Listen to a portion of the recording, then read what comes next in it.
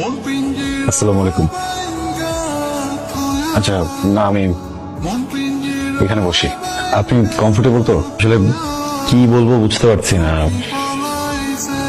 First experience. আমি Russo, খুবই বদমেজাজি, একটুতে রেগে যাই, রিয়্যাক্ট করে ফেলি, বুঝে না বুঝে অনেক সময় উদ্ভট কাজ করে ফেলি। কিন্তু এতটুকু জানি যে আমি মানুষটা খারাপ না। আসলে একটা স্পেশাল কারণে দ্রুত বিয়ে করে ফেলতে হয়েছে আমাকে। আপনাকে চিনি না, আপনাকে জানি না, জানি না আপনার কি পছন্দ, জানি না আপনার কি অপছন্দ। শুধু এতটুকু জানি আপনার প্রতি আমার বেশ কিছু দায়িত্ব আছে। আর সেই প্রত্যেকটা দায়িত্বের ভিতরে প্রথম দায়িত্ব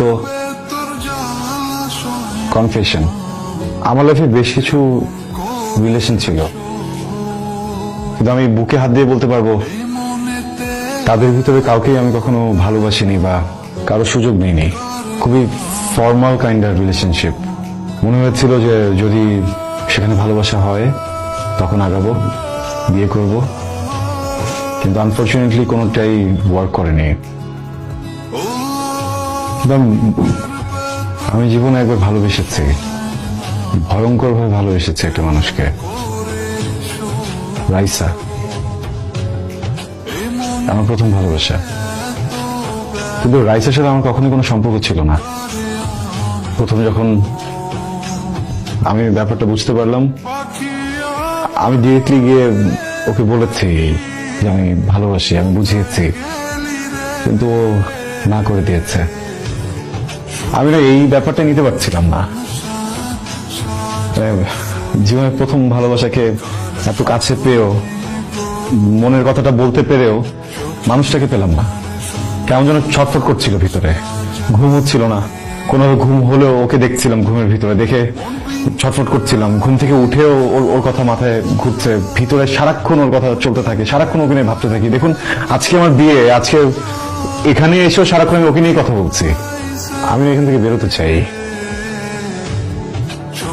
ওই মানুষটার প্রতি যে ভালোবাসা, মানুষটার প্রতি যে সম্মান, যে অনুভূতি, সবকিছু মেরে ফেলতে চাই। এই জন্য আসলে বিয়েটা করেছি। আপনি প্লিজ ভয় পাবেন না। আমি আপনাকে কখনোই বলবো না যে আমি একজনকে ভালোবাসি, সো আপনি আপনার মতো করে থাকুন। আমার কাছ থেকে আপনি আপনার কোনো অধিকারই বুঝে পাবেন না। এগুলো শুধু নাটকে হয়, সিনেমাতে হয়।